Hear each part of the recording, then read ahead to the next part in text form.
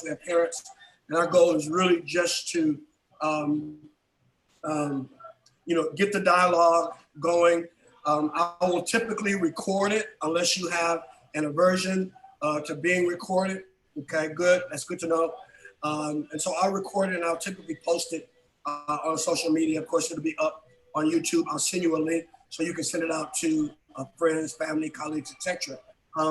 But it's just a good opportunity for us to chat. Yeah, yeah. Pete, good to see you, man. How you doing? Doing good. Good morning, Bo. See you. Hey, how's it going? Hey, Bo. Hey. John, I was down Hey, Vanessa. John, I was down at Dennis V. Allen Park off of Market yesterday for a Solana Beach, Southeast San Diego, Sister City initial meet and greet in the park. Wow. Yeah, went real well. Council District 4 office showed up with a couple representatives, and we just had a really good conversation, trying to develop some cooperation and dialogue between the predominantly, it's really a very multiracial community, you know that, Southeast San Diego, but right now we're focused on the Black community there and the predominantly white Hispanic. community. Is it predominantly Hispanic now? Well, we're focused on predominantly the Black community, but the community itself may be actually a higher percentage Latino. Yeah. Me and my daughter were down there not too long ago, and I looked around and I was like, wow, this community has really changed. I mean, I was blown away. But yeah, I want to hear more about that. We got a few minutes. We're letting folks jump in. I see a Vanessa down here. Vanessa, if this is your first time, if you can get on the mic or get in the chat box, let me know this is your first time. Kind of tell me who you are. You don't have to do that, but I like to address and know who I'm talking to. Let me turn this music on. At the church. Hey, do you go by William, Mr. Mitchell? No, Will's fine. Will? Hey, Yeah. Will, I have a tendency to talk too much. So at any given time during this session, just simply say, hey, Pete, and I'll say, yeah, and just say, shut up. And I'll understand what you're talking about, Will. All right? Got you. No. Hey, Will. It won't work, but you can say it. That's good to know. That's good to know. You're going to have me get into my group facilitation and we're going to set the agreements. Yeah, you'll use something else.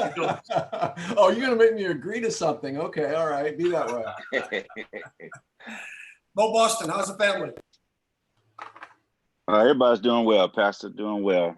They started back school on Friday, man. So, trying to get adjusted to all that, I saw the pictures, man. It's amazing watching your kids grow up. Yeah, they're some mess, man. They growing up and thinking they growing. At the same time. Yeah. Hey, Greg, I don't know if you're on the line. Good to see you. Hey, Greg. I'm here. Thanks. Good to be here. Man, good to see you. How you doing this morning? Hey, good to see you, Greg. Thanks. That Sean Sister Cities project.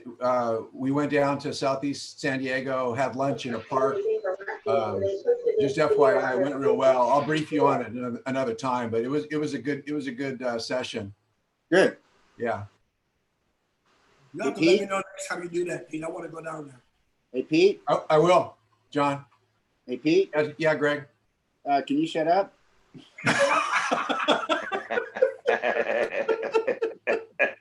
Pete and I go way back.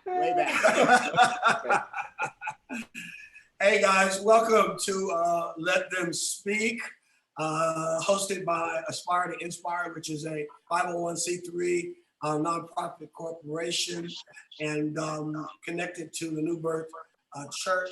I'm Dr. Wells, and I am the lead pastor at New Birth Church, but I'm the CEO, president of Aspire to Inspire, and this is our weekly conversation with youth, parents, and professionals on the subject of race, racism in our community, in politics, in corporations, in the world. And you know, the purpose of this, more than anything, is to provide a platform for our young people to voice their concerns, to share their heart, to share their fears, to share their pain. And we have had some incredible guests, along with some consistent and faithful young people that we've been very, very happy to have conversation with. They have educated us about the physiological, the emotional, the mental stress and strain of being an African-American youth in our community, whether that be urban, inner city, San Diego, Los Angeles, Chicago, Detroit, Atlanta, or whether that be even in the suburbs. They have some challenges. So I'm grateful to have this opportunity to be with you on a Sunday morning at 10 o'clock. And I want to invite you to share this conversation. We are being recorded, and it'll be shared on social media platforms. This morning, we have an outstanding guest who is a marriage and family therapist, a young man by the name of William Mitchell. William, welcome to the conversation, my friend. Thank you, Pastor. Thanks for having me. Glad to be here with y'all, and just in efforts of supporting the work that you've already started up. You know, I'm kind of jealous you started my nonprofit before me. That's been my tagline for a few years. Oh, really? Yeah. Good. I'll let you hop on it. Yeah. So look, this is a chance. Will introduce yourself. On the screen right now, we have LP Cohen, who is a longtime, lifelong friend and brother, 27 years with San Diego PD, and has been a part of this conversation with me from the very beginning. New to the conversation, maybe the past month, newly acquainted with Greg Wade, city manager from Solana Beach, close friends with Pete. Pete invited Greg into the conversation. He's been a part of what we've been doing for the last couple of weeks. And my pastor of student ministries, Bo Boston, former Marine, works in civil service right now, a parent, and a football coach at Vista Marietta High School. And then my associate pastor, Pastor Ron Selix, who is the stepfather to your good friend, Eric. I understand you guys went to San Luis Obispo together. And I appreciate the contact of Brother Ron with Will, always looking for talent, always looking for people who have a heart for this conversation. And although our audience, our immediate audience is small, I believe that this will have a far-reaching effect. And so tell us a little bit about yourself. And then if you'll tell us how the subject of race and maybe racism comes into play in the work that you do. So introduce yourself and then tell me how the subject of race comes into play in what you do, or racism. Yeah. So I'm willing. Turn your mic up a little bit, Will. It's a little hard hearing you. Oh, shoot. Do I need to grab my headphones? Can you hear me now? A little better. A little better? Yep. Give me a second. Let me grab my headphones in if it's that quiet. Okay. All right. 1 second. No worries. So while we're waiting on Will, Ayana, and Jeremiah, are you guys both there? Put me just say hello in the chat. Let me know that you're both there. Ayana and Jeremiah are middle school and high school. Ayana's a sophomore, if I'm not mistaken.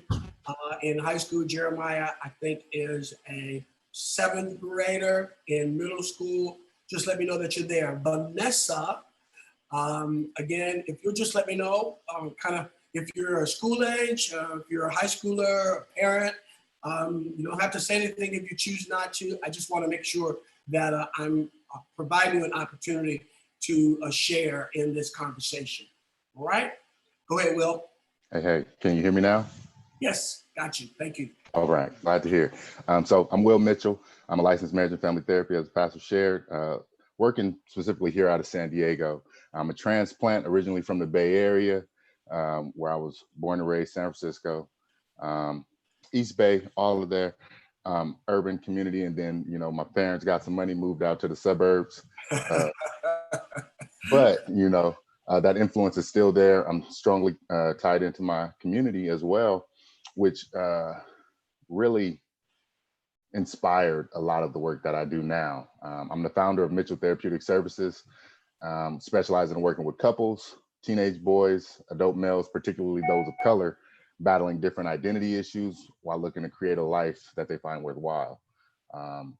In the midst of exactly what we're facing today and the different ascriptions that have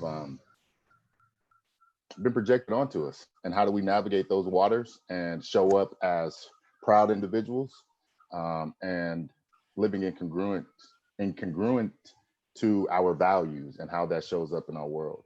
So when you ask about the intersection of race in my work, in a large sense, it starts with representation. Gosh, I can go back to my time in Cal Poly SLO, a predominantly white institution, where my initial class in psychology, I was one of two Black individuals in the 600-person classroom. Wow. Right, and that's the freshman intro to psychology class. Wow. Now, we make up, I believe, 2% of the mental health professionals, which is extremely minimal in terms of representation and accessing services. So an overarching belief in accessing services are that I'm not going to interface with someone who looks like me and who might understand my experience. And you see the ways in which that might prevent someone of African diaspora to access services, and then really putting us at a disservice, because mental health and mental illness is something that affects everyone. And it's not, you know, I use the tagline, therapy ain't just for white people. And really just expanding that to the Black community as well. And your larger question. So and the number of ways that race affects us is the barriers with the lack of representation there, and then the stigma around mental health because of cultural mistrust of Western medicine due to the experience of African Americans in the United States for a number of reasons and a number of experiences. You know, for those individuals who finally do bring themselves to the point of wanting to try therapy, but then having the experience of someone who might be cold, seemingly uncaring, uninvested in your story, or unsympathetic to it, and hearing our struggles, because it's a distant experience for them, the one that they can't identify nor relate to, which is challenging, and it results in us less likely to engage in the therapeutic process, which ultimately leads to the increasing and evolved evolution of our debilitating physical health conditions. So I can take that a lot of ways, but where does that land with you, Pastor? So one of the things that you said that I think needs repeating, and maybe a landing pad for us to talk a little bit more about, is the stigma that's connected to mental health therapy, and how that affects our community. How does that affect sociology and the view of African Americans and the health of African Americans, male, female, families, etc.? How does that play out in what we see and what we view and what we observe as relates to African Americans in our culture? Right. So when I speak to the stigma, there's generally a public stigma and a self-stigma. The public stigma really surrounds the belief that those who seek mental health services are flawed and socially undesirable, while self-stigma refers to the negative perceptions we have about ourselves for seeking mental health services. So the public stigma is that I don't want to necessarily be viewed as crazy, right? Like my mom, bless her, she loves me. She loves to brag on her son. She loves to talk about her baby and what he does, but she'd be like, don't come at me with that psychobabble. Right? In the next breath. Right. Because it's challenging in a lot of ways.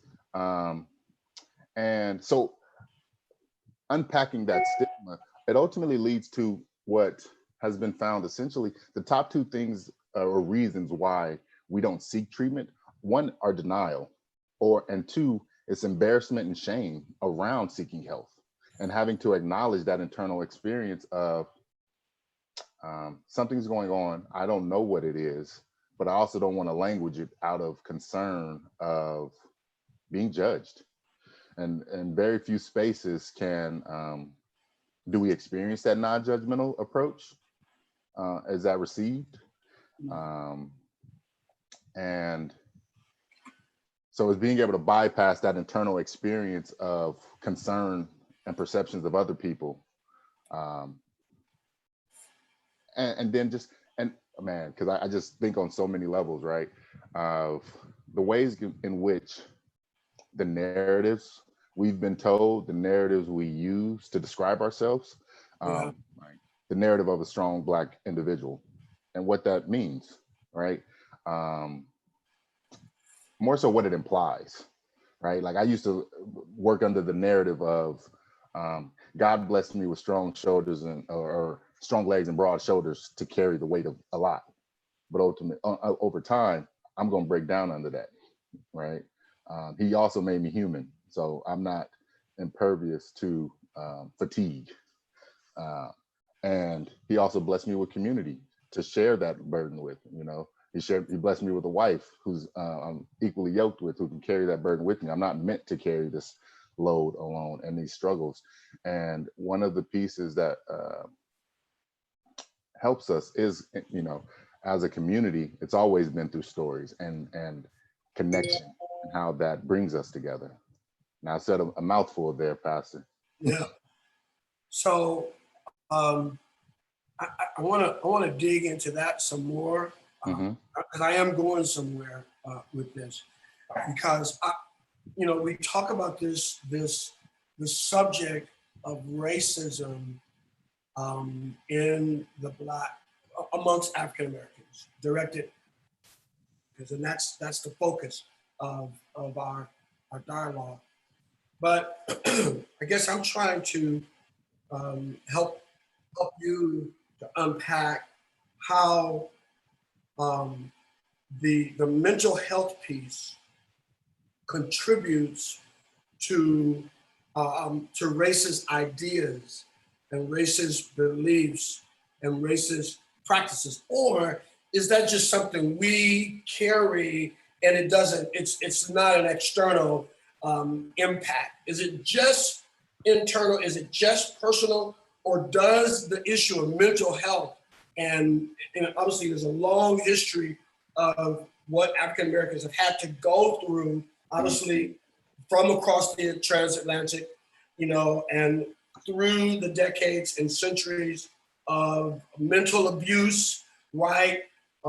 Familial issues of families being torn apart, that brings us to the 21st century, that brings us to 2020.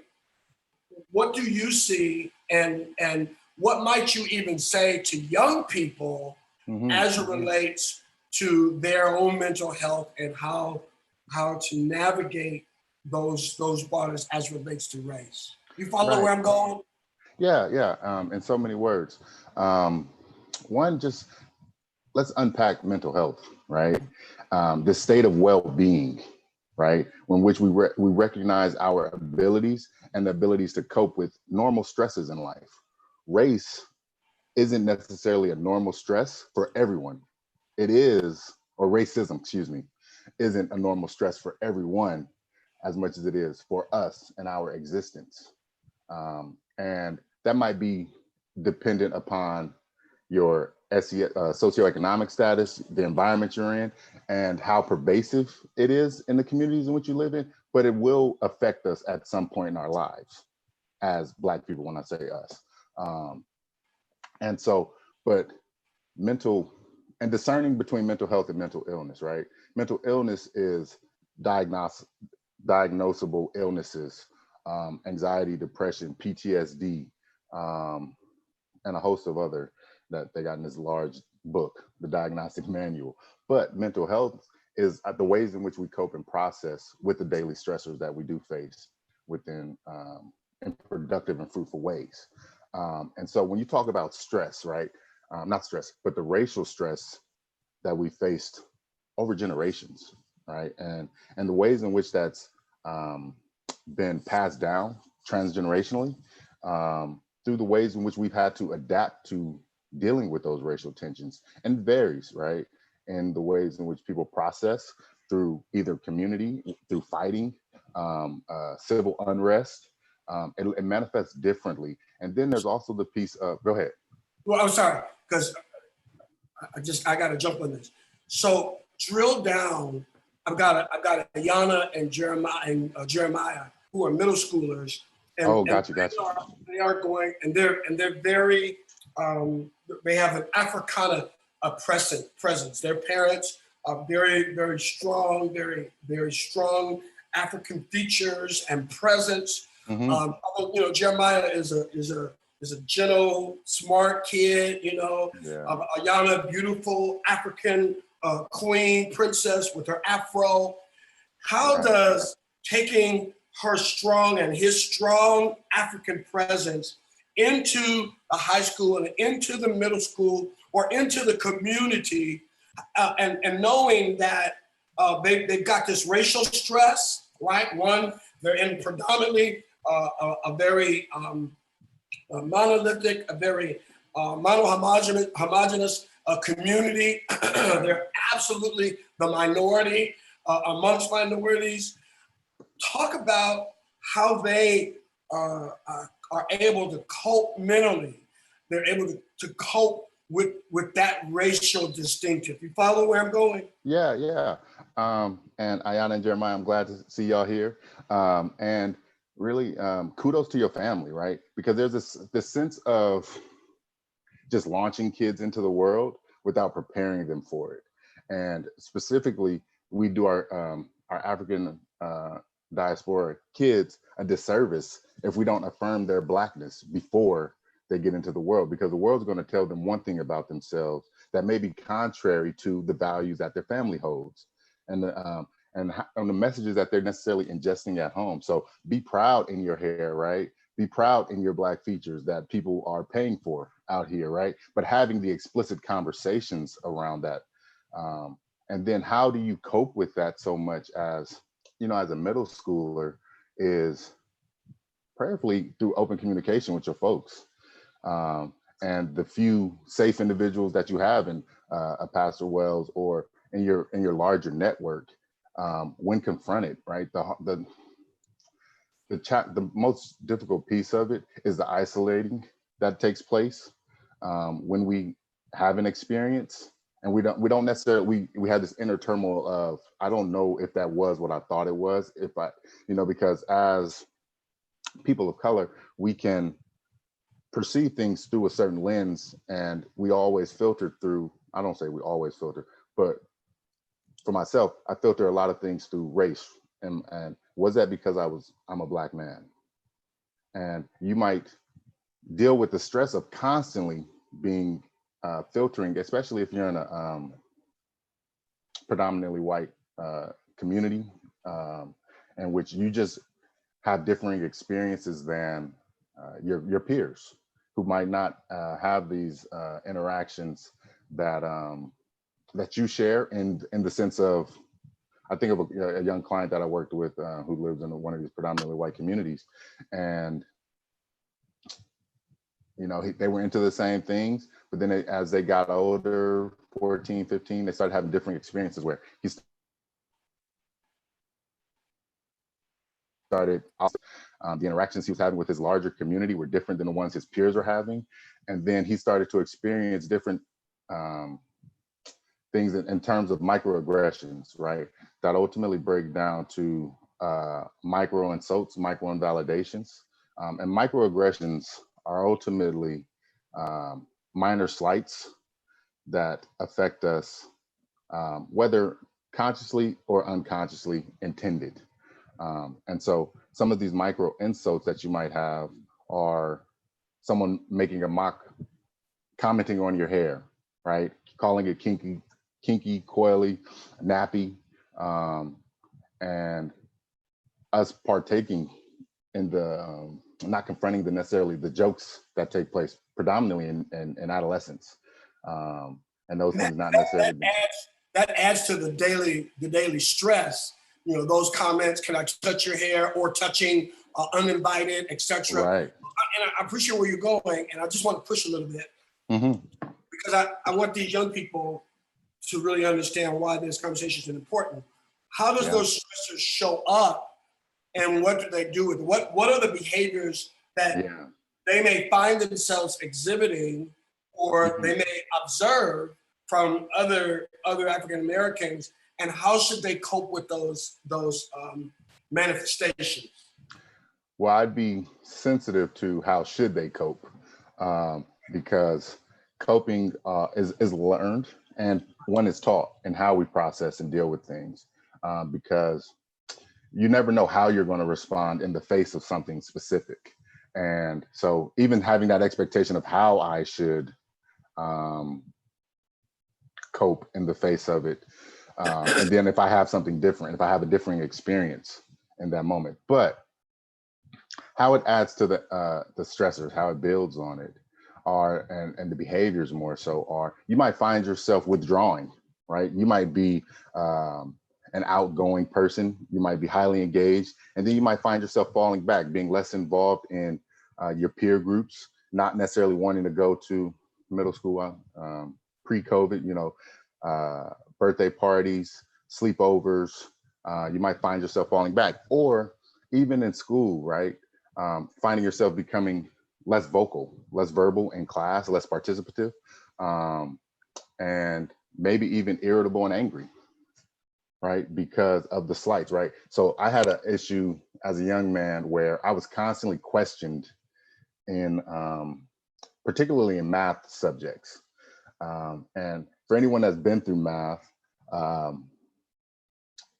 there's a lot of value placed on showing your work. And I wasn't the strongest, but I was quick and I could do my math, and I would state an answer, and my teacher would say that was wrong off the bat, like very quickly invalidate my answer.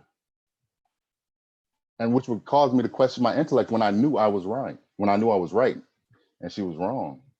And so in a part of that piece was, I started to fall back in class. I didn't want to be verbal. I didn't want to be vocal, because I didn't want that stage and to constantly experience that stress ultimately of being embarrassed in class and being, when I knew I was right, and starting to question my intellect in that sense. Dr. Henderson is asking if you would contextualize microaggression. And again, just remember, we have a high school sophomore and a junior high school 7th grader, diaspora. Some of the words that the adults pick up on easily may be a bit challenging for them. Right. I wish I could see your face, because it would help me remember that you're here. Because all I'm looking at are adults right now. But contextualizing the microaggressions. I mean, these are commonplace things that take place day in and day out, right? Whether in the educational space you're in, particularly speaking to young folks.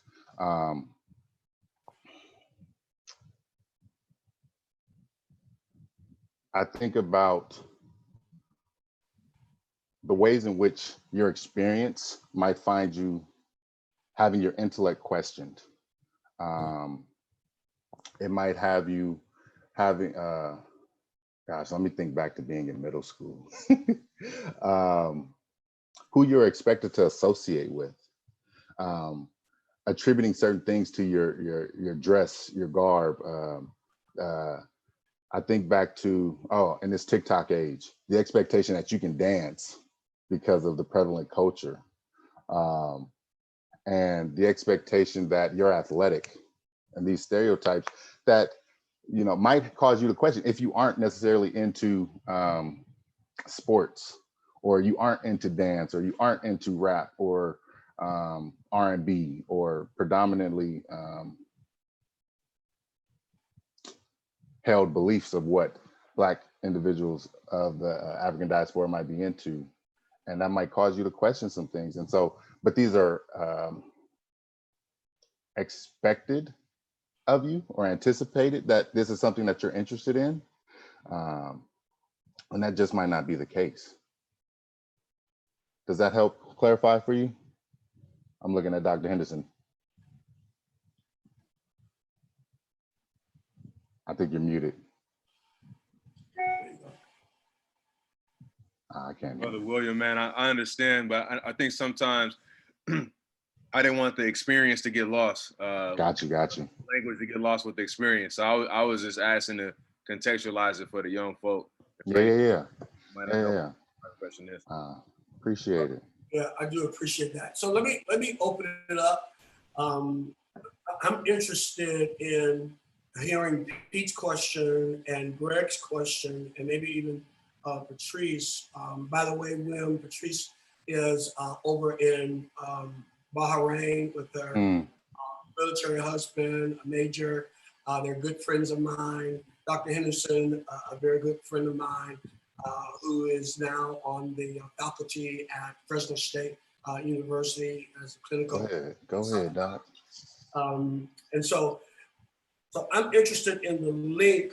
So Pete being former law enforcement, and the link with what our children have to deal with mentally, obviously maybe possibly being bused or being in institutions and schools where they are having to deal with their Blackness, and with dealing with white teachers, maybe not understanding fully the cultural distinctives of being an African American, and then have to engage also with white officers, right?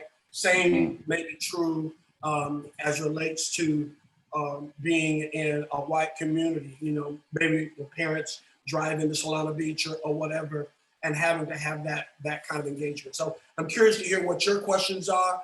I'm going to open it up. I don't want to monopolize directing of the questions, but maybe you all have something. And of course, Ayana and Jeremiah, if you all have something you want to ask Will Mitchell, who is a marriage and family therapist, please feel free to do that. So guys, it's open.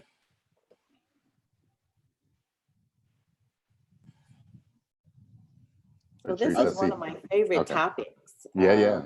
One of my favorite topics, because we are trying to raise the next generation, and we don't want them to walk around, feeling the heavy oppression, but we want them to be prepared for life, because it's bound to happen. And as I mentioned before, we can think, this does not show itself in middle school and high school. It shows itself up in daycare. It shows itself up in kindergarten when, Johnny may be throwing a huge temper tantrum. We call him, "Mom, come get your child," while another race may be throwing a temper tantrum, and it's looked at a little bit differently. And those are the microaggressions, because these children notice, and we don't think that they're watching and looking, but they are noticing how they're treated differently when it comes to acting normal, average behavior. I'm going to get suspended while Johnny gets detention. Those are the type of things that our children are definitely having to deal with. Oh, you don't play football? Oh, you don't play basketball? Oh, we're going to put you on the business math track, while others are on the calculus track, right? These are things, and that's why I always say we have to have a community that's saying, Mom, Dad, we have people to help direct your child. We're not going to give our children over completely to a system that's going to put them on a different track. Now, I'm not saying that every child is going to college, but you're not going to just judge them by the color of their skin to say what track that they're going to go on. We need to have those systems in place like we have and have been having these conversations for the last, couple of months. So parents can understand, listen, my child is getting ready to go to high school. Who at New Birth, right? Who can we talk to? Who can go with my child and me to the guidance counselor's office? Because as a parent, I may not understand the jargon that someone is going to be teaching me. I think this is the community, even though a lot of our children are submerged in a culture around them, there should always be, right, another culture that they find that safe spot in that's going to help them maneuver. And, the higher we go up, we get to live in better areas and better neighborhoods and better schools. Right. But we best have a community that's there to support and help them have this emotional intelligence so that they can know how to deal with situations when they encounter them. It's really good, Patrice. It's really good. Yeah. Anyone else?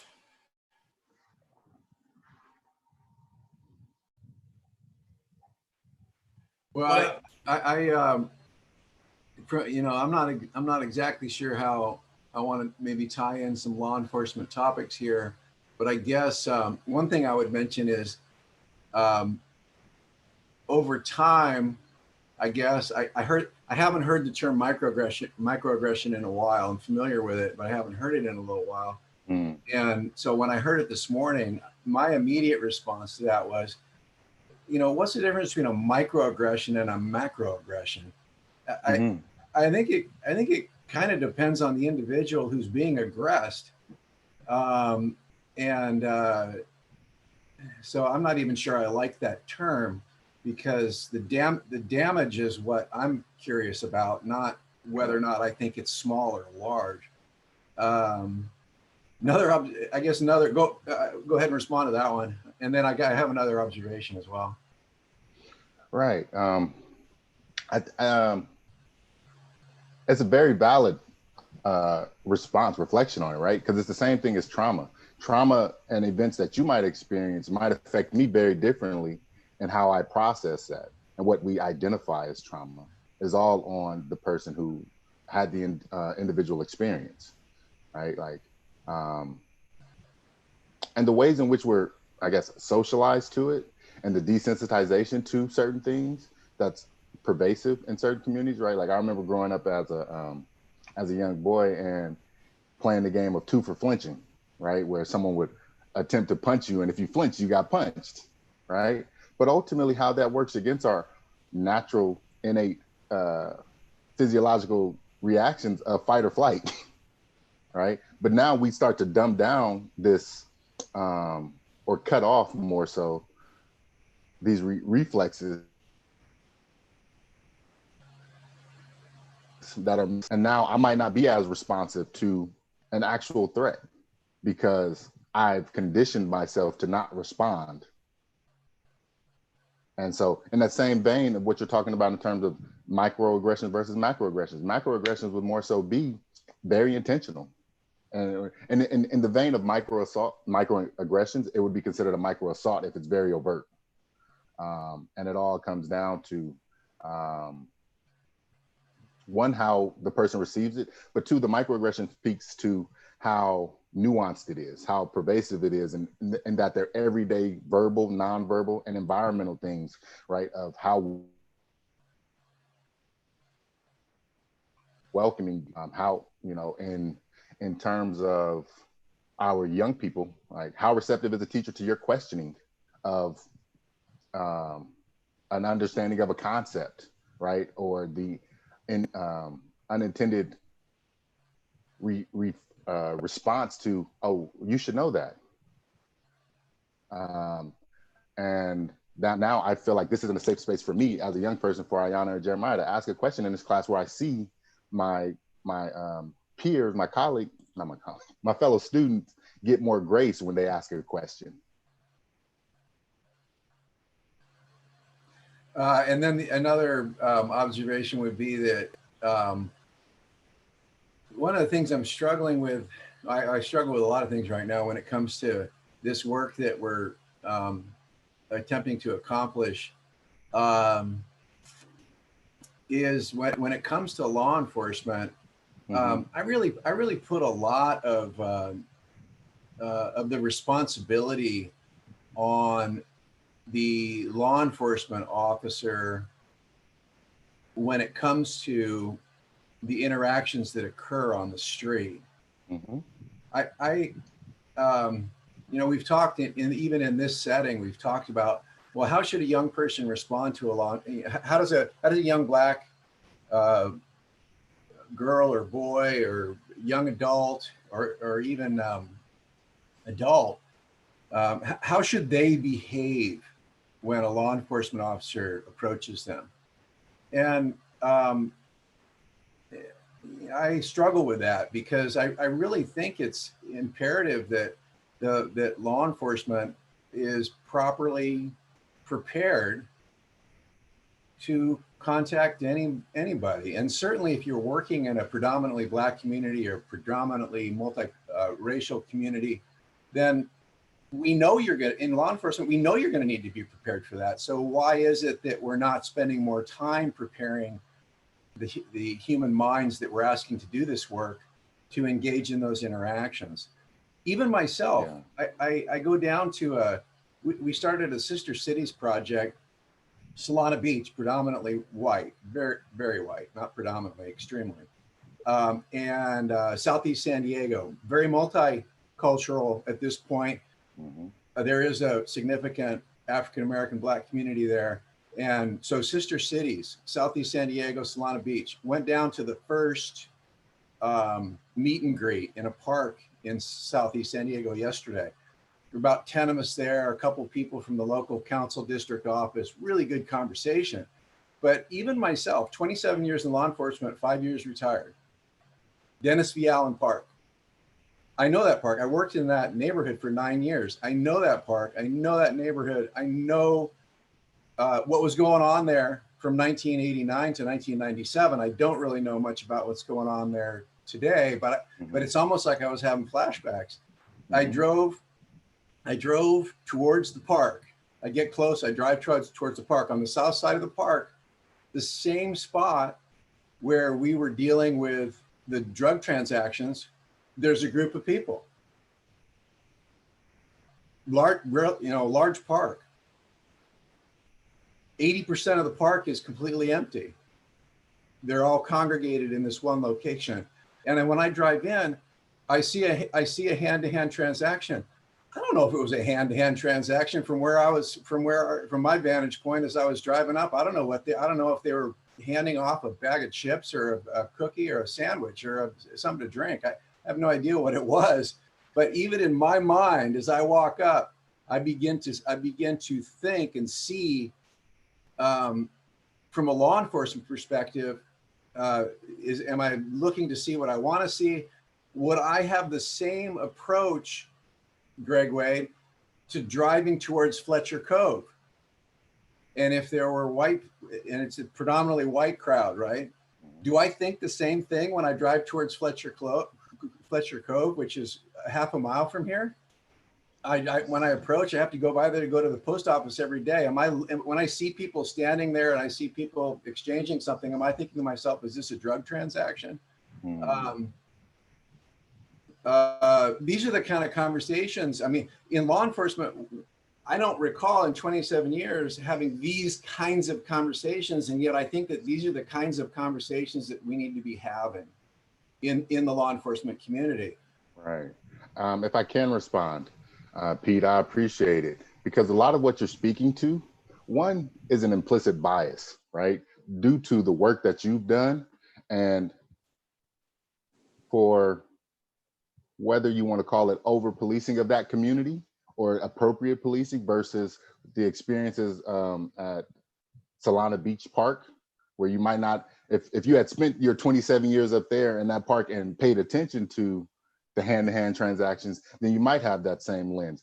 But for the young people on here, implicit biases are the beliefs we hold in attributing certain characteristics or qualities to a certain group or a certain peer group, right? So even in middle school, you have, I don't even know if I'm gonna date myself a little bit. I'm in like in the mid group of all the adults here. But I remember in middle school, we had certain subcultures throughout middle school. You had the jocks, you had the cool kids, you had the emo kids, you had, I don't even know what y'all call y'all little subgroups now. But, we would have beliefs about those individuals. And so in that same sense, as Pete's speaking to, as a law enforcement, how he's been conditioned in essence because of the experiences he's had and had his lens shaped and how he views certain behaviors and things that he's looking for. Now he has to question, is that what I actually saw, or is it what I'm anticipate seeing when I step into certain communities like this? And a part of that's having an increased awareness, right? Because you want to be conscious of the environments in which you're in and what takes place, what's prevalent in these communities. But you also don't want to dismiss the possibilities of what can happen in that place and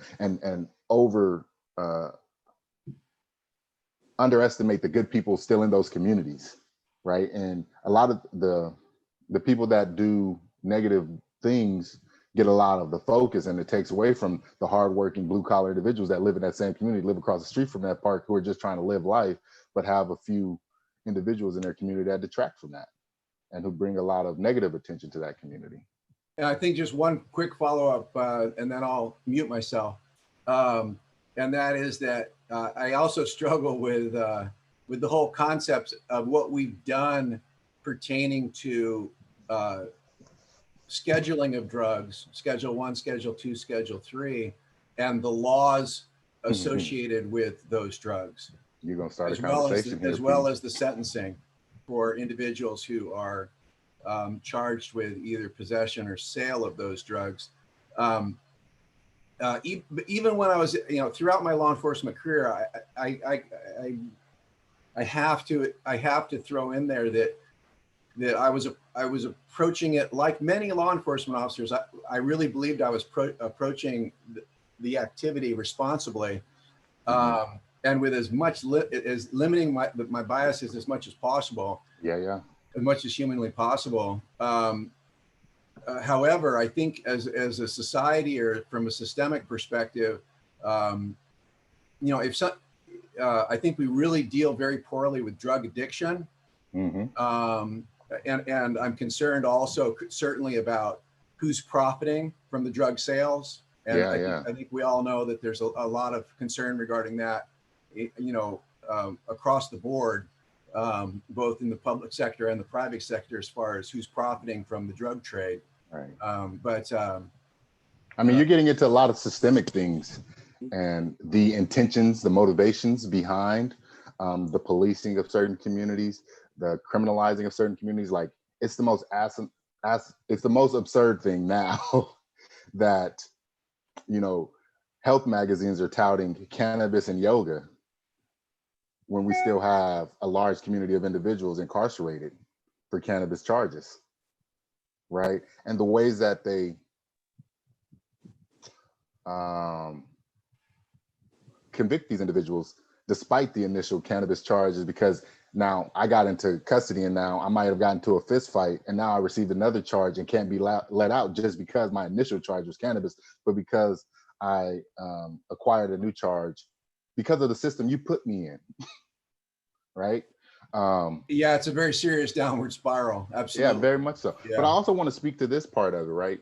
I know from watching Dr. Henderson and Dr. Wells' initial video, that you're all familiar with Ibram X. Kendi and his work around being anti-racist. And he has this quote where he says, "To be an anti-racist is to think nothing is behaviorally wrong or right." inferior or superior with any racial group, right?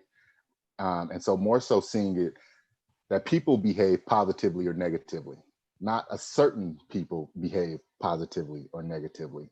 And so you want to deracialize the behaviors. And so that's something that we have to actively work at identifying and acknowledging, you know, the biases that show up for and confronting when we see people living out of those constructs, if you will. Can I interject here? Please. I really appreciate the conversation, and I have some observations, and then I don't even know if there's a question as a part of it. Maybe it's a statement. As a city manager, I always think about things in terms of programs, operations, and how do you fund those programs and operations. So you know, I think Pete's discussion, your discussion, just led to something that Patrice was talking about. I mean, these are systemic issues. I mean, I grew up in an upper middle class neighborhood, went to integrated schools, but I didn't see at the time the kinds of things that Patrice is talking about, is responding to students differently because of the way they look, how they ask a question. And you talked about it too.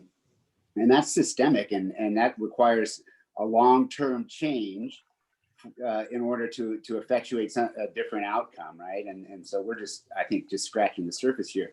It occurs to me that I never stop being dismayed and learning in this brief time I've been having these conversations about how much is stacked against people of color, African-American students. I mean, I can go back and acknowledge there's systemic racism in law enforcement and schooling and whatnot, but man, it just seems like as a child from the beginning in kindergarten, you already have this cultural, I guess, this cultural over years and years of systemic racism, if you want to call it. But then as a child, if you're being treated differently than your peers who are not African-American, it just continues to grow, right?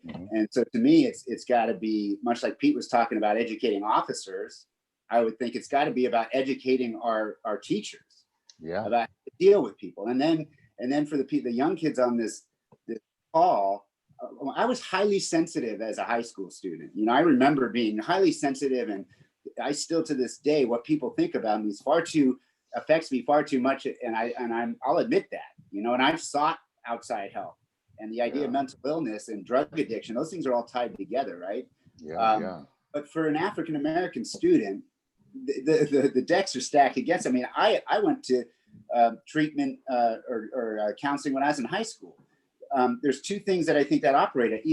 Taking out color, that's still seen as a weakness. You know, when I was growing up, it's like, you're going to a shrink? What you're going? I mean, come on, that's, you know, be a man, you know, so to speak. And so you add race to it, and maybe there's some cultural bias that says don't ask for help like that, because we're already trying to come up in this world, and the minute you ask for help, now you're admitting a weakness that you don't need to do. And so for the young kids, it's like, the question is, how do you approach somebody like yourself, somebody who gets it, or where are those people? We need people of color in our schools, guidance counselors, things like that know how to respond to this stuff. And it takes money. That's where I'm getting to. And it takes a whole kind of systemic change. So if I'm a young person on this call, I'm thinking, yeah, I feel like that. How am I supposed to get help? Yeah. I appreciate the reflections, right? And the larger conversation you're having about funding these programs and services. And one, knowing that they're here, right? Because there are plenty of individuals like myself, Dr. Henderson, Dr. Wells, who have nonprofits and programs that have been doing this work in trying to intervene in at-risk youth lives and young people's lives, and kind of like stand in place against the stressors that they face, and mentorship roles and programs in the communities. However, they don't necessarily get the notice because in my experience, it's not who's necessarily valued in those communities. It's not the necessary bottom line of the communities in which they're in. You know, the prevalent community is thriving. It's a small subset of people who are struggling. And so how do we divert resources to servicing this community of individuals? And I mean, you're really getting into some systemic things and how we talk about redlining, how we talk about the funding of programs, how we talk about housing, taxes, funding education. Yeah. Well, I see, and in my adult life, you know, the longer I've gone on, seeking, let's call it outside help, seeking help with a psychologist has become less stigmatized and less, you know, controversial, and in fact encouraged as a sign of wellness. You know, I'm trying to improve myself. That's for white America, right? Right. I think that's a difference. There's a difference. You just said something about cannabis and yoga. I mean, that program to me is like, yeah, that sounds cool. But you say that in Southeast San Diego, they're going to be like, we got to watch that place. I mean, that's going to, that implicit bias that's the first kind of, or they're not even going to say, let's not even advertise it. Or I don't know. I mean, it just seems to me that these are the kinds of things that we need to programmatically, just like when they talk to, you know, refer to law enforcement, this defunding the police concept. That I understand it. That's about refocusing resources to programs so that the officers aren't responding to every social issue that might be better dealt with by programs and people who have a clue about how to handle those things. Not to say, and Pastor Welch didn't have a clue, but a lot of people don't. And I appreciate, sorry, Greg, go ahead. Yeah, similar in the classroom, I just think that the time now is to start talking about getting education to the teachers about how to deal with this stuff. And it just seems like it takes a lot of resources. And I want to add to this piece of it as well. When you speak about educators, and I want to come back to the notion of, even in your day, mental health, seeing a shrink being viewed as weak.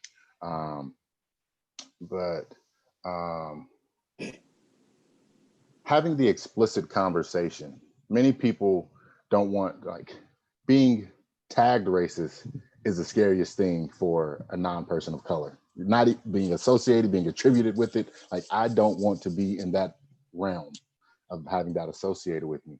So a lot of people have adopted the concept of color blindness. I don't see color, which ultimately minimizes the experience, the unique experiences that we have, right? And the racialization we've had or haven't had, right? Because a lot of, I don't want to repeat what Dr. Henderson has spoke on, but it's important for the context of a lot of white individuals haven't had the notion of exploring their racial identity and the impact of it. How have I benefited? How has it, if any ways, has it negatively impacted me?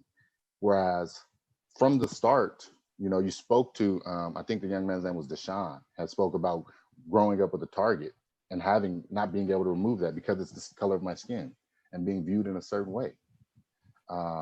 Whereas his counterparts don't have that question, but he had to confront that reality where people view him negatively. Dr. Henderson, I saw you had unmuted yourself. You were gonna come in.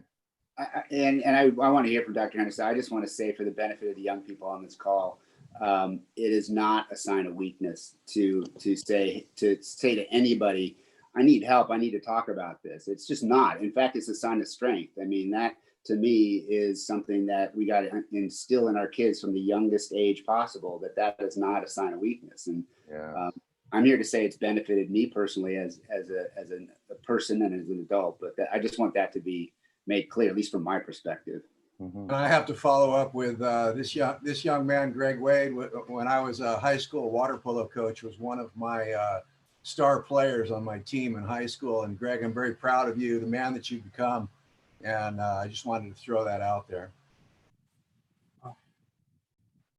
Dr. Henderson, I know you keep stepping in, stepping back. Come to the fore. Thing I want to say, Brother William, man, I really appreciate your wisdom, man, and how you are contributing, man, and leading the conversation. And I would also invite you to, man, whatever I said, man, and what you say is going to add more layers to it and more understanding. And as we know, just like you spoke about a little bit about 5 minutes ago, just about our own racialized experiences, right? So it would behoove me to always step back and let you talk about your experiences, because while there would be a huge overlay, there's going to be some differences, right? Yeah. Also, it's interesting, right? Because as everyone was talking, I was thinking about, you know, how someone who may drop into the conversation may think, like, how does this connect to mental health? And I was thinking about that, and to the maybe someone who just the awareness of where folks are, they would say, well, I don't know. When we really look at these systems, right, and we look at how sophisticated racism is, it all ties in very, very, very, very, it's very well connected in a very well-oiled machine. And also another thing that I would share, Brother William, just on the academic side, you know, I'm on the fence about microaggressions, right? So when we really think about the complexity of racism, and we think about the language that's come out of academia, microaggression, and just really thinking about the subtle ways, right? I choose not to use that language, right? Because I also choose to use the word racism, right? Because I think that when we get away from labeling things and we come up with clever ways to use language, folks become detached from their experiences, right? So, you know what? I'm not necessarily a racist. I just microaggressed you. You're like, what? Man, when you grabbed your purse when I got on the elevator, that's racist behavior. You know what I mean? You're a grown adult, right? And so, or somebody may walk in front of you in front of Ralph's, like, man, they can't afford this. Or, you know, they're in the organic section. But wait a minute, you know, that's not a microaggression. That's racism, right? And so really kind of thinking about, you know, just the language that we use. And, you know, obviously as therapists, we understand the importance of putting language to one's experiences. Yes. Right. And I think that it's also important for white folks to own their role in the current state of affairs. Right. Right. And a lot of stuff that Kendi talks about. And, you know, a lot of the stuff that makes folks uncomfortable. I would imagine that in Greg's experiences talking to a therapist, there were some areas of uncomfort that therapist helped you work through, right? Yeah. So imagine generations of Black folks living in uncomfort and what that does to their psyche, right? Which may take generations to undo, if we're being honest on the call here. So that would just be my contributions. No, so appreciate you. I can interject this.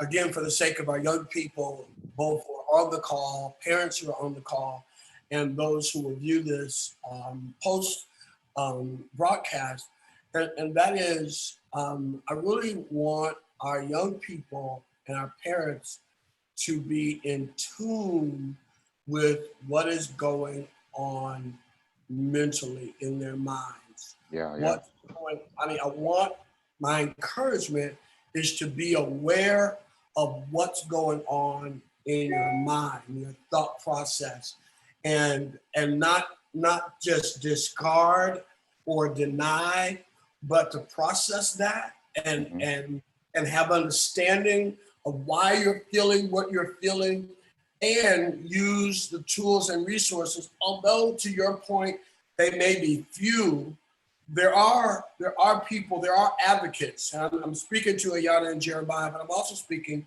to the young people who will watch this. There are advocates, and there needs to be more, right? There are coaches like Coach Boston, who's working with these students, African-American, Latino, white Americans, etc. But I really want, because we're in an age where our young people are taking their lives at high rates. And, recently, an article came out about, I think it was like 4 out of 10 young people have thought about suicide during this pandemic, right?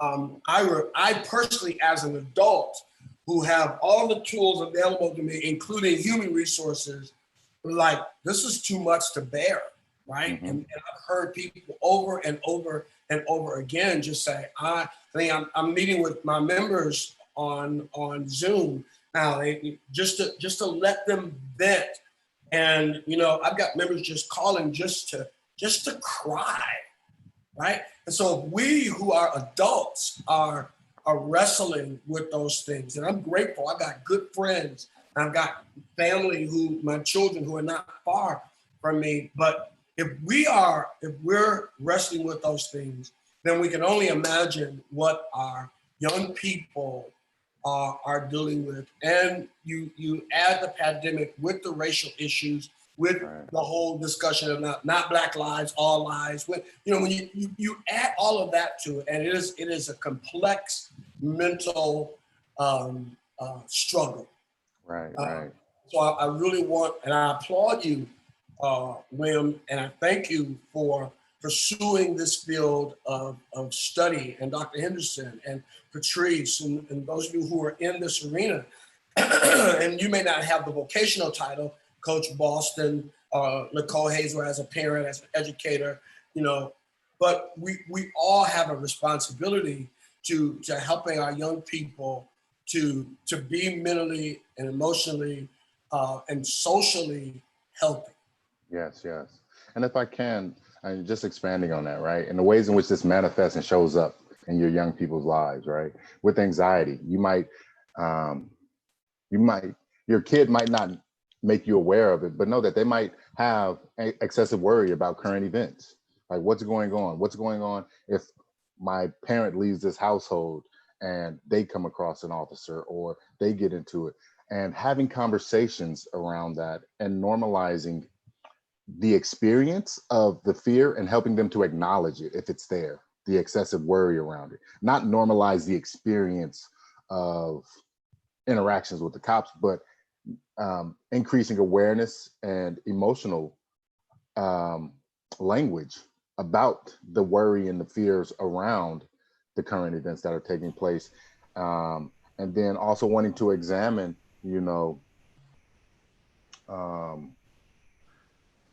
like self-esteem in a huge sense, right? And working with young people in identity development and wanting to belong.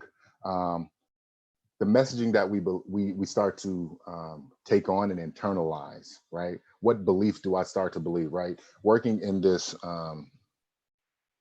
as a Christian, right? I know what God and the Word says about me, and then what the world says about me. But I'm supposed to be covered in what God's truths are, right? And so being able to, what are the messages I have about me? What are the values I have about me that I've gained from my family, from individuals who look like me? How can I walk in esteem and pride about my Blackness, my Black features, my attractiveness, my intellect, my value, rather than what the detractors might say, the people who want to engage in roasting, but you want to be sensitive to roasting quickly leading into cutting at you and trying to cut you down.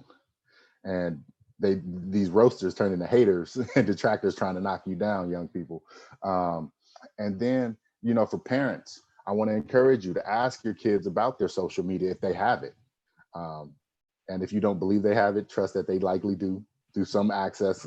Kids are quite clever in accessing, because that's where their friend group, their peer groups are having conversations. That's where they're interacting and engaging. But the racial discrimination that they've witnessed and experienced online, right, where kids are emboldened because they can hide behind a screen name. They can attack you, bully you on there, and think that there aren't any consequences because it was on this platform. And then, self-respect, exploring self-respect, and how do you honor yourself? How do you combat these negative images and portrayals of you and expectations? And then taking an assessment of how you see yourself, because I think all too often we're externally focused and not internally focused about how am I perceived in this world? How do people view me? How am I being received? And we're not so attuned to what's going on for me. Am I living congruently with how I want to carry myself? Am I not living out the ways that I would like to see myself actualized or showing up in the world, right? Because I remember being a young person and in very nuanced ways getting roasted or badmouthed by my peers because I was a little smart, right? And wanted to play small so I could fit in and not stand out when, you know, that's not how God created me. And recognizing that in that sense, like I'm a large dude. Like he didn't, if he wanted me to be small, he would have made me quite minuscule, but he gave me a presence for a reason. And, you know, stepping and walking in that strength that you have and identifying it. And so parents and family advocates alike, having these explicit conversations about race with your kids and initiating them, right? Like for me as a Black clinician, if I sit with, Pete, I'm gonna use you for example, if I sit with a middle-aged white male, I'm gonna ask him, what is it like to sit with a younger Black clinician? What is that experience for you? How might that be a barrier for you? Well, one thing I would say, Will, is that you weren't a little smart, you were a lot smart, and you're still a lot smart. The other thing I would say is I'm digging it, but that's me. I want to say just follow up because there's a lot to what you just said, and I wanted to respond because I'm trying to think in terms of attaching law enforcement consideration to some of the thoughts. You're talking about conversations between parents and children, or children and mentors, right? And those same conversations on these same topics, and a lot of times, I mean, I can just throw out emotional intelligence without going through all the different topics associated with emotional intelligence, but I can just throw out the topics associated with emotional intelligence and racism and living in a multicultural world. Those same conversations need to be happening in the law enforcement community. And my concern is that culture doesn't necessarily allow for that. Or maybe I won't say allow for that, because it does allow for it if people had the will to do it. I think they have the capability. I don't see the willingness to engage, but I will also say that same willingness, because parents have the capability to engage in these conversations. My parents didn't do it with me. So I had to, my friends say I was raised by wolves. So I had to develop my emotional intelligence after leaving my primary household. You talked about denial and embarrassment and shame when it came to seeking mental health. As parents, we have a tendency to go, first of all, we're going to deny it. Oh, our kid's fine. Our kid is okay. And if there's any inkling that maybe they're not okay, well, I'm just going to fix it. And maybe before we start fixing things, maybe we ought to do a lot more listening. And listening, I think, is really, really key to this conversation. And there's ways to teach people how to listen, but we also have to be encouraging listening. And when it comes to law enforcement officers on the street engaging in their work, they need to be better listeners, rather than just being fixers. Right. And I appreciate your injection of that piece of it and adding to that conversation, right? The one thing that I recognize individually is that I've elected to take on the emotional toll and taxing of having these conversations, because it is tiresome. It does weigh on you as you're navigating it yourself, right? Like, I know Dr. Wells watched my video in which I shared about a few years ago crying with my wife as we're talking about starting a family, and the thought of, my wife's 5'9", right? The likelihood of us having a large child or above average is significant. And knowing the perceptions that people might have, and despite us both being master's educated licensed clinicians, that our child likely can have a different experience than their white counterpart because of the color of their skin. Not anything to do with how we raise them, right? But like you said, listening, right? Not jumping to dismiss, defensiveness, but listening.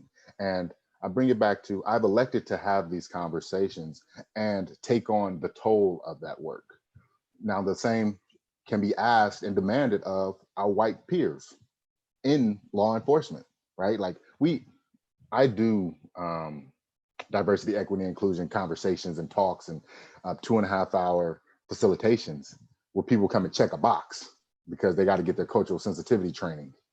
But then who's doing the deeper work to see, okay, why is this officer potentially getting more write-ups in this community? And we're talking about policing versus community policing. And, you know, growing up in anyone that knows the Bay Area, Hunters Point area of San Francisco, that's where I'm from, that's where I was raised. We knew our local officers, you know, gang task.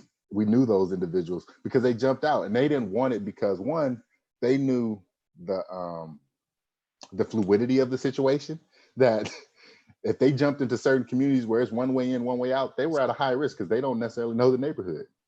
And so you want relationships with these people because you might have to rely on them at a certain point, right? Like, what is it? The suspect can get the upper hand on you at a point in time too, and you may want that community member to jump in and assist you, and not have a negative connotation in relations with you. Whereas they might, because of however you treated them, spoke to them, they might just step back and be like, hey, that's on you to handle it. Absolutely. And not necessarily intervene. And so it's important to understand the dynamic at play. It's not that, and I think the systems do a great disservice to our law enforcement officers, and right in the training and expectation of take this power, go and wield it. Right, where it took me, I've had the goal of becoming a counselor since I was 15 years old. That took 4 years of undergrad, 2 years of master's education, and then another 2 years of acquiring hours to sit for a licensing board exam. I mean, we're nearly at 8-9 years to go and do and be recognized to do this, and to do it well, and that there are standards in there. And then I have continuing education units that I have to do every 2 years to re-up my license. I don't know the certifications and process in law enforcement of what you have to do. How are you being assessed on your cultural sensitivity? Yeah, hang on 1 second. I happen to have that. I happen to have my Academy 1988 manual. Let me get to that and just refer to it. I'll see if I can come up with a number of hours on cultural sensitivity. Hang on. Right. And the reality of that piece of it. I taught that course at the police academy. Pete's going to get that information. I was the core instructor for cultural sensitivity, and I don't think it's more than 8 hours if I'm not mistaken. And if it's only 8 hours, how many hours do they then go spend in these communities with that 8 hours of knowledge, and the multitude of years that they've just ingested biased media through news, entertainment, music, representations, books. But training doesn't necessarily convert to behavior. No, not at all. It's just knowledge. It's just information that you have and store away. And many, and again, I sat in the classroom with the officers. I've taught these classes. Many of them was like, just let's get through these 8 hours so we can be done. I can go back to my beat. So we have a major problem. Even as I'm listening to, you know, the whole defunding, the abolishing conversation, and we want to throw money at training, I'm not sure that training is the answer to what's going on with our law enforcement. No. Pete? Yeah, San Diego Law Enforcement Training Center at Miramar College, June 16th through December 22nd, 1988. 12 hours. And they were the best 12 hours of my life. I got to tell you, I remember those like it was yesterday. Yeah. Dr. Henderson, we might have to assess Pete for some hoarding behaviors. Can you tell him full of sarcasm, Will? Yeah. We're going to have to assess him for some hoarding behaviors, because I've seen him go to that closet in 2 different videos now and pull out some forms. 100%. 100%. Organized too. right. You can go pull something from 1988 quickly.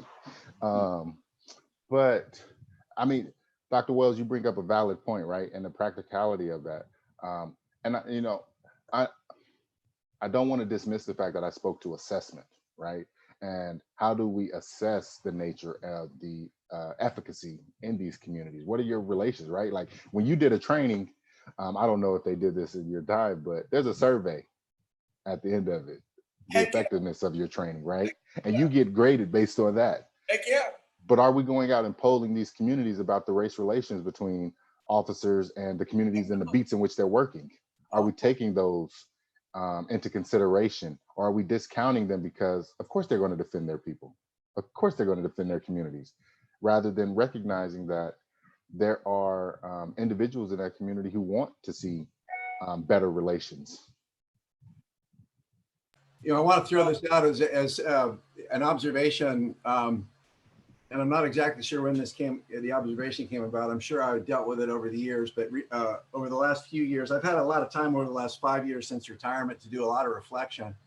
And one of the topics of conversation that we don't have in law enforcement is around like you were talking earlier, Will, about having the conversation with your children or those that you're mentoring around interacting with police, and you mentioned fear a couple of times. My opinion, every single time a law enforcement officer comes in contact with somebody from the public, there is an element of fear, whether they want to admit it or not, whether they recognize it or not, whether it's conscious, subconscious, non-conscious, however you want to talk about it, there is an element of fear. And of course, depending on the type of interaction it is, there's quite a continuum as far as really not much fear at all for the most part, because I'm buying a cup of coffee in a coffee shop, and I'm not sensing a lot of threat with the people that are also buying coffee in a coffee shop. To the other end, where you're facing an armed suspect and you're attempting to take that armed suspect into custody. We don't talk about it. We never talked about fear. We didn't discuss the concept of fear, how fear affects our work, how to manage fear. Oh my goodness, what a great conversation, what a great topic of conversation that would be with law enforcement officers. How do you manage fear? Because John, you can remember that there was this, in any group of 100 officers, again, a continuum. You had folks on one end of the continuum that were clearly afraid of their shadow and probably shouldn't be in this work, right? And you had other folks who were clearly not afraid of anything and probably shouldn't be in this work. Mm-hmm. So anyhow, that's a topic of conversation that I believe has to happen. I'm not exactly sure how I'm going to help affect that. Pete, I just wanted to add that concept of fear pervades everything. I mean, fear in a real way. It's not just law enforcement. I think in my experience, fear is attributed to shame, guilt, the fear of speaking out, the fear William might have felt with confronting his teacher when he knew his answer was right, and yet the teacher said he was wrong. The fear, I mean, and racism in many ways, I think Dr. Henderson mentioned going into an elevator, somebody grabbing their purse. I mean, they're attributing something, it's racism, yes, but there's a fear they have of that experience. And I think people don't talk about fear at all. And again, it's because I would venture to guess in your world, it's not manly to say I'm afraid. I mean, it's just not. People are afraid to admit they're afraid of something. I mean, that's something. We were supposed to be the people that weren't afraid. We were supposed to be the people that was lying between order and chaos. We were wearing the bullet resistant armor and the belts, and we had the weapons, right? So we weren't. And what a great disservice it does to our law enforcement officers, right? Because they're still human, right? They're not robots going into that realm of work. They want to get back to their families just as much as I want to make it home in that day. Yet the power that they wield in those institutions and those systems and the ways in which they're trained to interact is like, and at least in how it comes across is that the value is. And and law enforcement officers are always eager to play that safety card. Mm-hmm. Well, I had to do that. You know, what's the matter? You don't want me to get home to my wife and kids, my husband and children. You don't want that to happen. So they were real eager to play that safety card, but not as eager to get into the dialogue around what's behind that. Right, right. I don't want to dismiss Dr. Henderson. He's been unmuted for a minute now. I think that's a dangerous narrative when we talk about fear and we don't attend to the humanity of the communities that officers serve. I think it's very, very dangerous. And there's generations upon generations where officers have not attended, well, they've attended to the humanity of certain demographic groups and not attended to the humanity of others. And when we really digest how people have internalized their own racialized experiences of themselves first, right, and others secondly, because it seems almost counterproductive to me to kind of have a conversation about fear when we're not necessarily talking about how aware we are as racialized beings, right? Because however old you are, let's just pick an age in the middle somewhere, 35, right? You have had 35 years of thinking like somebody who was white, period, right? And when we think about change and we think about what requires change, more often than not, people change when they experience some sort of pain, right? And when we look at the scope of pain, financial pain, physical pains, emotional pain, so forth and so on, that's when people change. So more often than not, people don't opt to change unless they experience some type of pain. Now, there's some caveats where folks who are connected to the humanity, not only of themselves and others, where they can understand that, hey, you know what? When I have a company and I hire all black folks, I hire all white folks, even unqualified white folks, that potentially can cause some pain because other folks are limited, are relegated to certain types of employment, right?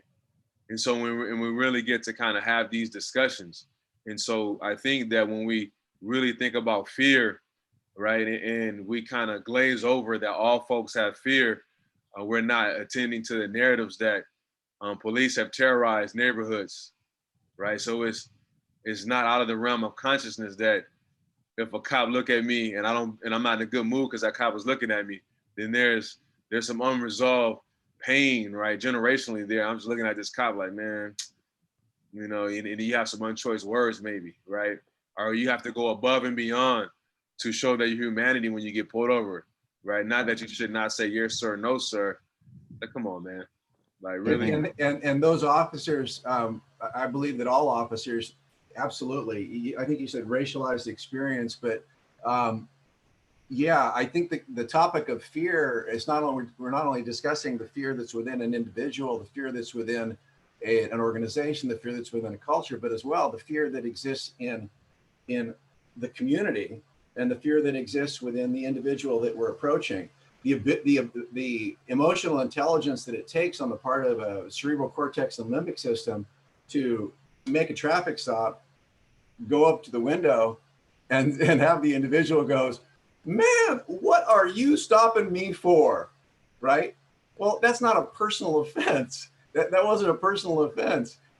They have a right to know that, first of all, but the officer needs to have the emotional intelligence to understand that people are going to have those feelings and they are going to express them in a number of different ways. And we need to be better listeners and be willing to absorb that. And I want to contend with that, right? Because in my experience, my white counterparts know that they can do that. And they know that they can challenge an officer's authority. And they can express a grievance and then not go negatively.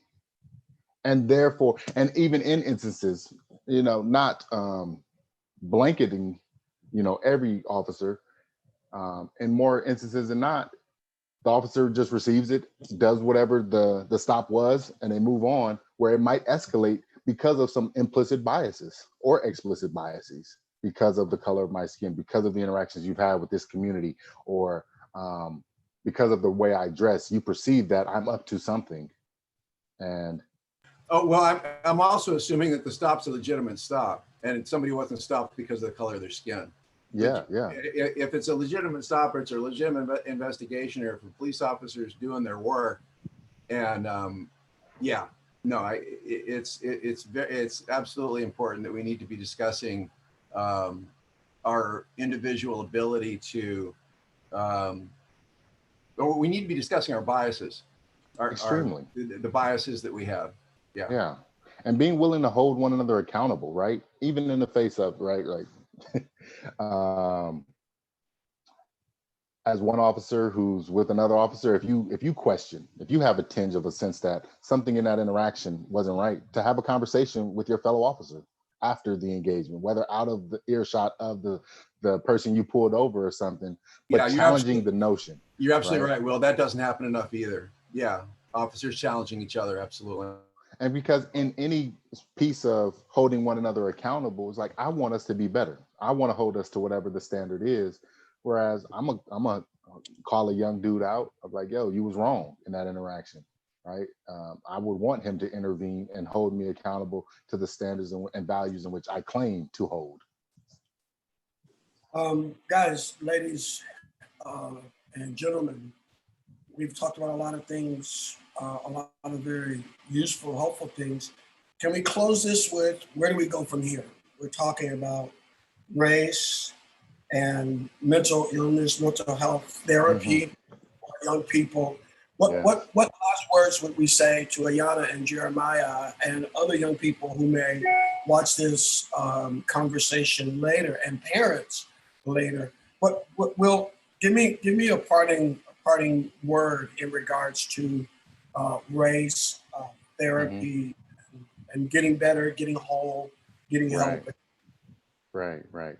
One, I want to validate your experience, right? The experiences and feelings that you've had and that you may have questioned are valid, period.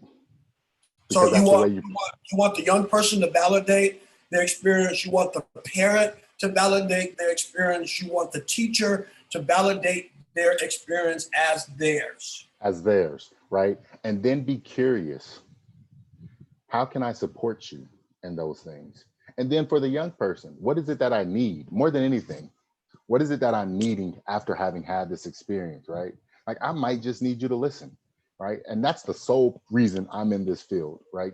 Like I said, I've wanted to be a counselor since I was 15. So it was providing a unique space for young people to be heard and not talked at, because there's a lot of being talked at that takes place, and no one's assessing and inquiring about your experience. Yeah, can you talk about validating? What does that mean? Ayana and Jeremiah may not fully understand. Other young people may not fully understand. Oh, right. So to validate your experience is to not question it, right? To accept it as truth in the perspective of yours. I might not be able to identify with it. I might not have had it yet.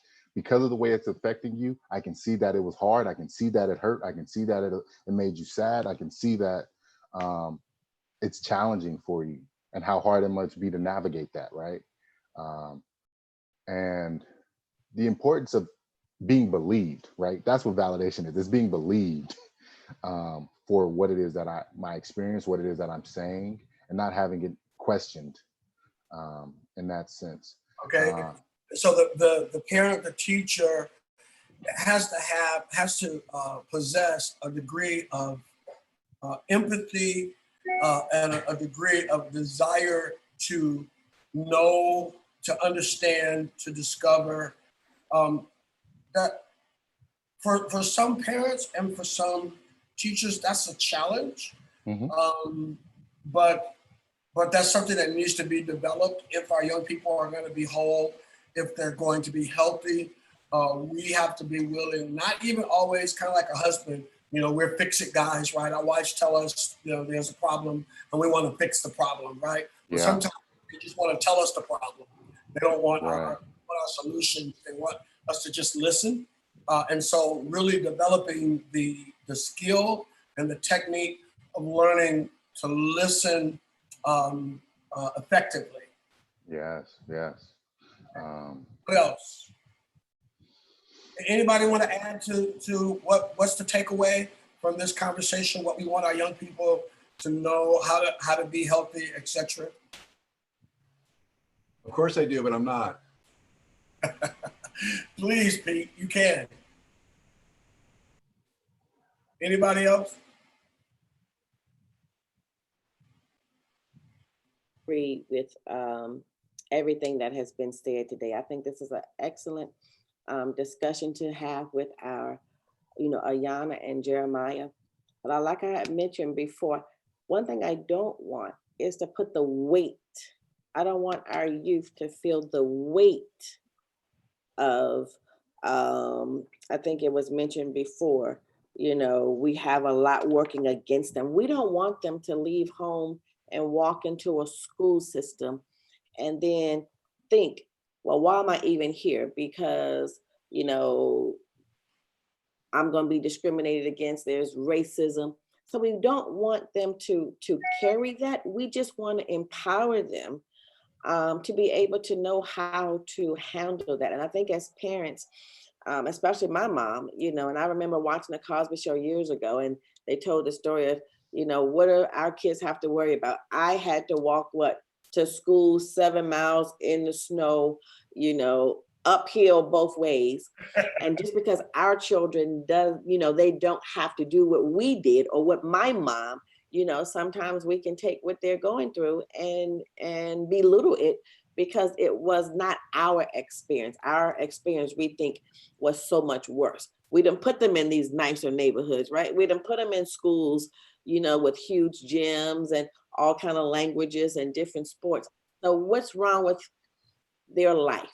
And I think sometimes that's when we begin to devalue their life experiences because we think it's so much better than what we had.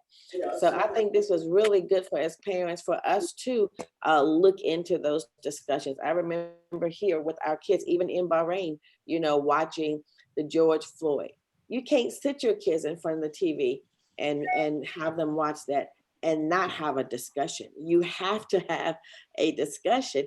And then after a while, you got to turn the TV off, right? This is something that they don't need to be seeing 24/7, especially in their young minds, having to figure out what's really going on, especially not having that discussion. So I think having the wisdom to know what to discuss with your kids at what age, and how to have these very important conversations and to validate definitely what their experiences.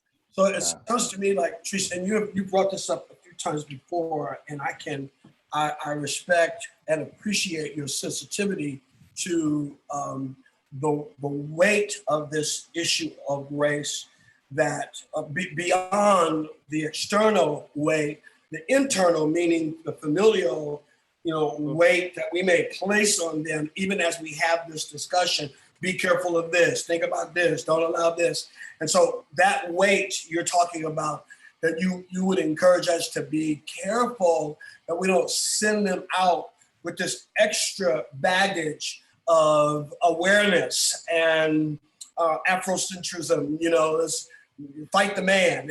Am I right in describing that? Absolutely. I don't want them to walk into a system and think everyone here hates me. My teacher hates me, the principal hates me, the guidance counselor hates me. I want them to be aware that there is systematic racism, but I don't want them to carry, because not every child is going to be able to handle that. There are some children that will be able to push past those barriers, jump over them. And then there are going to be some who's going to just, they're not going to be able to handle it. And that's when you'll see them kind of back away and shy off and kind of fall by the wayside and become invisible. Yeah. So I think and I'm going to tell you, I got people on this call, that's where I want to be, right? I I'm doing my best to become that. I have a degree. I'm working on trying to get licensure, and it's kind of hard because we're overseas, right? And my husband has been in the military for 22 years, and just to get a master's degree for all of this time has just been, God kissed. But I think it's so important to have people with the knowledge to be able to partner in our communities, to be able to listen to what our young folks are saying. And like you say, validate them. But to the point, I just don't want them, I get it. Our children to not be able to look people in the eye. Yeah, I'm already feeling it. What you're saying is valid, and I want to validate that. I guess I'm interested to hear from Dr. Hen and to hear from William. What's the balance of that? Because I understand this concern as a mother, as a therapist, and we got our young people here, and I know we got parents here. I understand the concern, and so I have a little bit of conflict that's kind of going on because I agree, and then there's some other aspects of that I'm challenged with. So I'd like to hear from you as professionals. How do you balance that? So one thing that I implement, and I appreciate, you sharing your experience in that, Patrice, is one thing that I implement in my practice is a feedback loop, in which I check in with what is it that you heard, what is it that you're walking away from, and was that my intention? Right. Because I want to check in and make sure what I intended to convey is received in the way I wanted to convey it. Now, kids are going to interpret it how they interpret it, but it's also having that explicit conversation where I don't want to instill fear in you as much as I want to increase awareness. Right. I want you to be perceptive to these things so you can be preemptive in avoiding them when confronted. Yeah, and I just want to interject, Ayanna, Jeremiah, and the young people who will hear this later. That's an important statement. We are not trying to inject fear, but awareness, information, education for you, right? Because the issues that we're talking about are real issues, but we don't want you walking around with this 20-pound weight on your back. And that's the illustration that you use, because eventually it's going to wear you down and it's going to affect your mental health. Yeah. Right. Dr. Hen? I think throughout the conversation, we can't overstand or understand the importance of instilling racial pride, right? So when you understand, so just contextually, when you understand, like, so William said early on in the talk that there's different narratives about Black folk once you step outside of the house, right? I think we all can agree that there are different narratives once you step outside the house. Now, when you understand, right, that Black is beautiful, right, that it's okay to wear your natural hair, so you're doing a few things, right? You're instilling racial pride.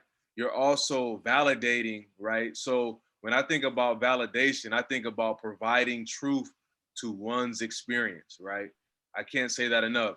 Providing truth to one's experience. So when you kind of get into the weeds in regards to what that looks like, how I do it, is just providing truth, right?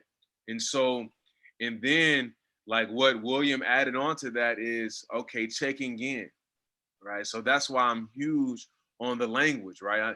I'm not a wordsmith per se, right? But the language is important.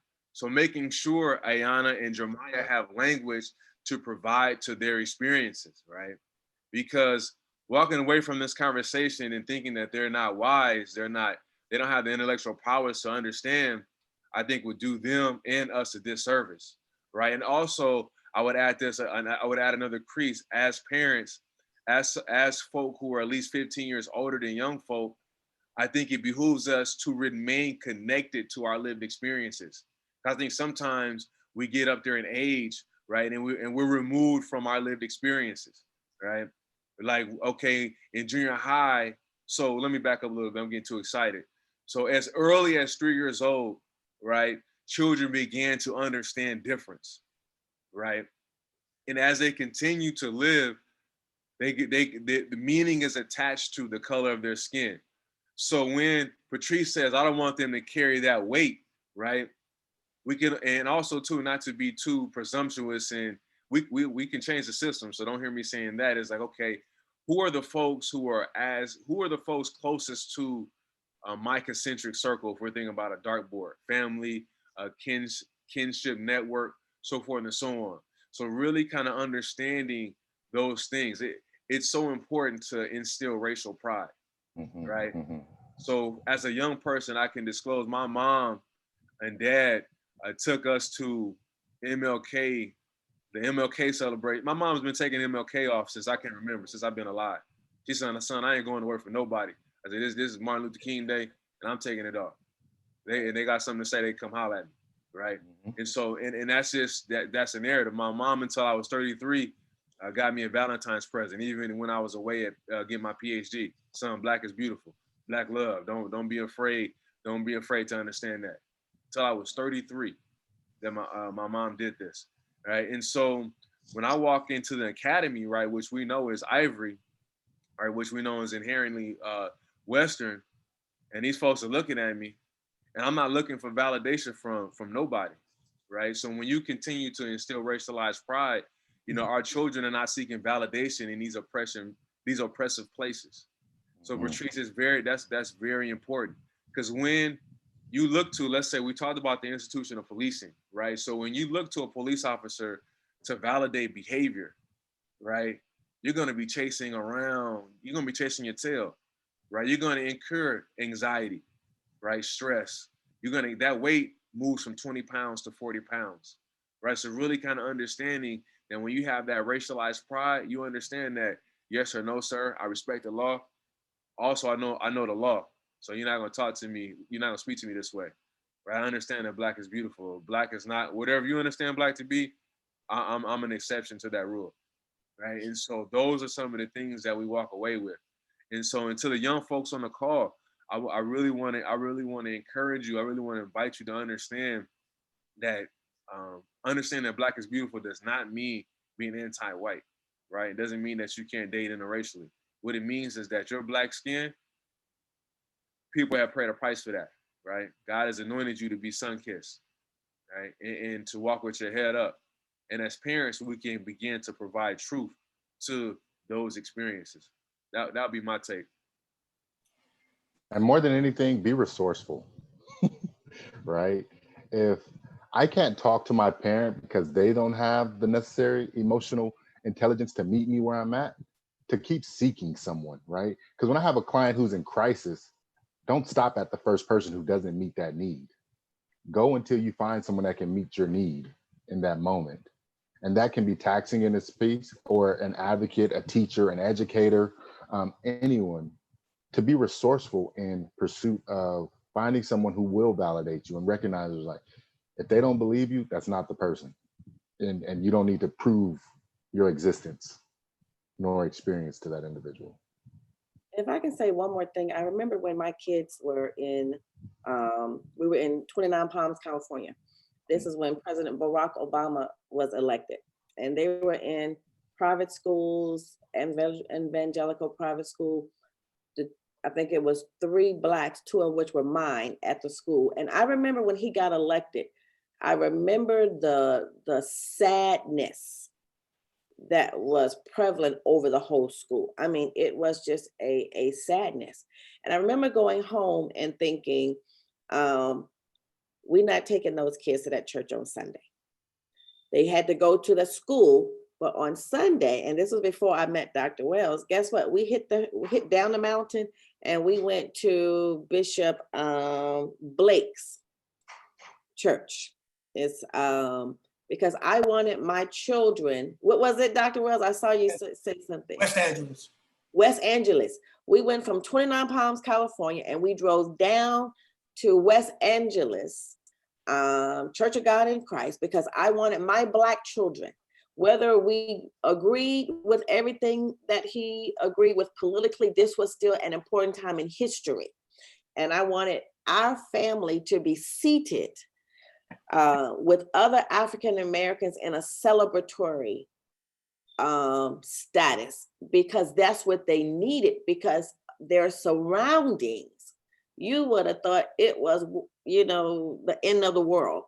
But I was wise enough to give them that experience. So at the top of the mountain, they were crying, but down at the bottom of the mountain, they were able to see their own culture celebrating such a great accomplishment. Now, this is beyond political views. I didn't agree with everything. Still don't agree with some of it, but it was hard for them to go to school day after day and hear, the Antichrist and those type of things.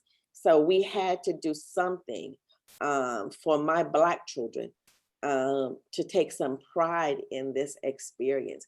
And we've seen that type of situation over and over again. So I really try my best to make sure that they understand, but still have a pride and not a fear, and can stand toe to toe with anybody of any race or culture without feeling inferior, which is the big challenge. Yeah. So what I've heard from the three of you, very eloquently, I might add, is we don't want our children to be fearful. We don't want them to carry the weight, but we want them to be aware. And I think what Dr. Henderson said is something that I really hope Ayanna and Jeremiah and Samara and Ari and many of the young people who have been a part of this conversation, Victoria, Sean, I really want them to really understand the importance of Black pride, racial pride, not racial arrogance, not Black supremacy, but just being comfortable in their skin. Yes, there are people who hate. Yes, there are people who are ignorant. Yes, there are people who are going to look you in a different way. But so much of your mental health has to do with how you see you. And you seeing you is to be proud of your family, proud of your family heritage, proud of your ancestors, proud of our story. We can talk about slavery all day long, and it's a painful, difficult story, but you have to understand it is a story of resilience. It is a story of great strength. The Black people who are on this planet today that have ascended from the ancestors from the continent are the strongest people on the planet because 12 million slaves were captured from the continent. 2 million, I believe it is, my numbers may be a little off, actually made it to the United States, spread out across the Caribbean and other places. And so you have a great deal to be proud of. And so I 100% agree. We do not want you to leave here and go out into the community. And I asked Ayanna and Jeremiah what they wanted to be. Jeremiah talked about being a business owner, a mechanic, maybe owning his own repair shop. Ayanna talked about, I think it was being a baker or maybe a psychologist. That's probably one and the same, baker, psychologist, cooking up something. But you have aspirations, and whatever your aspirations are, we want you to know you can achieve it, and that you have a village and you have a community, and the community is not just made up of Black folks. If you look on this call, Greg Wade, Pete Cohen, others who have joined us, your community is large and it is vast. All white people are not racist. All white people don't hate you. Every place that you go into, you're not going to be prejudiced, although there may be prejudiced views, ideas, and beliefs, but you must be strong in who you are and what it is that you hope to accomplish. You must be aware. You must be aware. And our voices, we want you to hear ringing in your head. You are beautiful. You are smart. You are kind. You are all of these things, and everything is possible for you. That's what this call is about. That's what today is about. That's what these professionals, these parents, these leaders are about. So I appreciate you all being on this call. We went a little longer than I wanted to today, Hey, John, do one more thing, John. Please. Hey, anybody, would you be okay, John, with me taking a session photo and sending it to you? Please. And anybody else who's on the call, who's not, doesn't have their camera operating, if you want to turn your camera on. And then I tried to do it just now, but there were way too many different like angles on everybody. And so, and plus I want you to fix your hair and get the lighting right. Maybe we could even smile. So here we go. I'm gonna take 3 of them. You guys ready? 1, 2, 3. Stand by.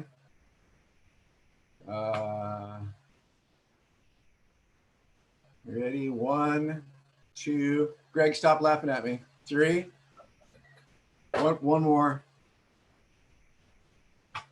I find that if I take 1 or if I take 3, I'll get 1 good one. Okay, here we go. 1, 2, 3. Perfect. Thanks, guys. That way John can do it. That way John can do a social media thing. Yes. Listen, before we go, can you give me an idea of who you would like to hear from? Who would you like to bring to this conversation as a guest that you think, I would really like to hear what their thoughts are on these issues. If you can put that in the chat, you can save the chat. Remember that Pete put some information, from his company on how to be an anti-racist. There is a conference that Abram Kendi is doing. Costs about $50, but it's a teaching a venue. Him and Dr. His name escapes me. It's on my page. You can go there.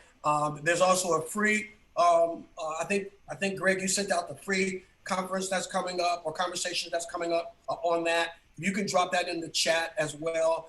I hope you all can be a part of that. Definitely going to be a part of that. William, thank you. Awesome conversation. We're so proud of you, brother.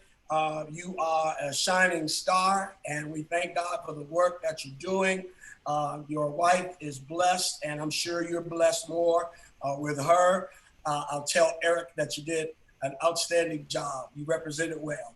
Thank you. Thank you. Thanks for having me. Pleasure to be with you all. I look forward to continued conversations. Awesome. And please send me your Cash App or PayPal. I'd like to send you a gift. Will do. Thank you.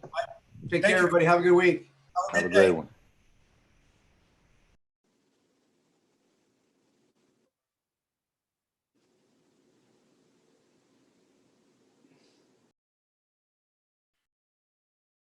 Tell Shama I said hello, Trees. All right, Ron. Thanks, brother. Good stuff, huh? Yeah, real good stuff. Real good stuff. Yeah. Awesome. Trying to figure out how to get more young people involved. I'm a little concerned. I'm not getting into the conversation. Right. I don't know if it's the time or what. Yeah. Maybe I mean, it's a Sunday morning at 10 o'clock. Yeah, at 10. Yeah, exactly. In school. But you know what? You know what it also could be? They're back in school and they're on the internet 8 hours a day. Yeah. Yeah, that's true. That's true. Well, we'll see. We'll see. Okay. Bless, brother. You got it. Bye. Bye.